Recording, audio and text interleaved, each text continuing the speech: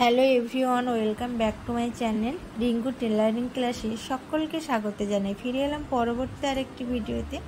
দেখো, আজ আমি তোমাদেরকে এখানে একটা চুড়িদার কাটিং করে দেখিয়ে দিচ্ছি। তো আমি এখানে ঝুলটা নিয়ে নিয়েছি 45 ইঞ্চি, তারপরে পুট নিয়েছি 7.5 ইঞ্চি। আর তোমরা তো জানোই যে পুট যা হয় আর হলে লাইন একই হয়। তো এখানে আমি 7.5 ইঞ্চি নিয়েছি, নিয়ে একটা লাইন টেনে দিয়েছি।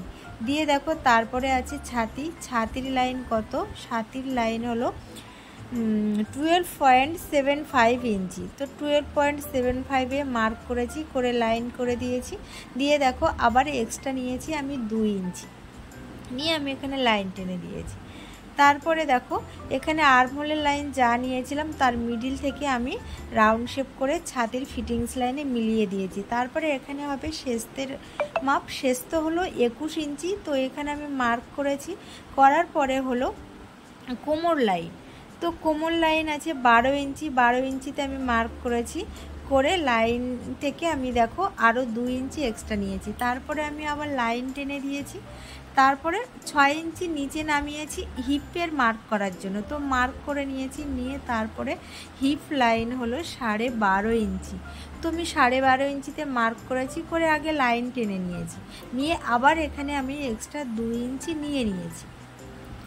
নেওয়ার পরে দেখো এখানে আমি ছাতির থেকে কোমরের ফিটিংস লাইনে আমি লাইন টেনে দেব। প্রথমেই লাইনটা টেনে দেব, তারপরে এক্সট্রাটা আমি টেনে দেব। তারপরে দেখো কোমর থেকে হিপের ফিটিংস লাইন, তারপরে এক্সট্রাটা লাইন টেনে দিয়ে এবার দেখো ঘের পর্যন্ত আমি লাইনটা টেনে দিয়েছি। এইবার দেখো এইবার নেব গলার চওড়া নিয়েছি 2.5 ইঞ্চি। দেখো 2.5 ইঞ্চিতে আমি মার্ক করেছি, করে দেখো এইখান থেকে আমি গলার ডিপ নিয়ে নেব। তো এখানে আমার গলার ডিপ আছে, একটা আছে তোমার 6.5 ইঞ্চি, এটা হলো সামনের গলা। আর দেখো এখানে নিয়েছি 2.5 ইঞ্চি, আর এখানে নিয়েছি 3 ইঞ্চি, কেননা ডিপটা একটু গোল হবে সেই কারণে। নেওয়ার পরে দেখো পিছনের গলা আছে 3.5 ইঞ্চি, সেখানে নিয়ে আমি রাউন্ড শেপ করে দিয়েছি। দেখো সামনের গলা পিছনের গলায় বেরিয়ে গেল। তো ওখানে আমি বলতে যাচ্ছি যে দেখো আমি কিন্তু 10 দিনের একটা টেলারিং কোর্স করাচ্ছি। তো তোমরা যদি কেউ করতে চাও তাহলে আমাকে কিন্তু কমেন্টে জানাবে, আর অবশ্যই আমার ফোন নম্বর দেওয়া আছে, আমাকে ফোন করতে পারো। তো যদি ভিডিওটা ভালো লাগে কিন্তু তার মধ্যে তোমরা দেখতে দেখতে অবশ্যই লাইক করবে ভিডিওটায়, আর যারা নতুন আছো তারা কিন্তু সাবস্ক্রাইব করতে ভুলবে না একদমই। এবার দেখো আমি কাটিং করে নেব। কাটিং আমি সাইড থেকে যেটা এক্সট্রা ছিল সেটাকে আমি কাটিং করে বাদ দিয়ে দিচ্ছি, আর তারপরে আমি মোহরার লাইনটা কাটিং করে নিলাম।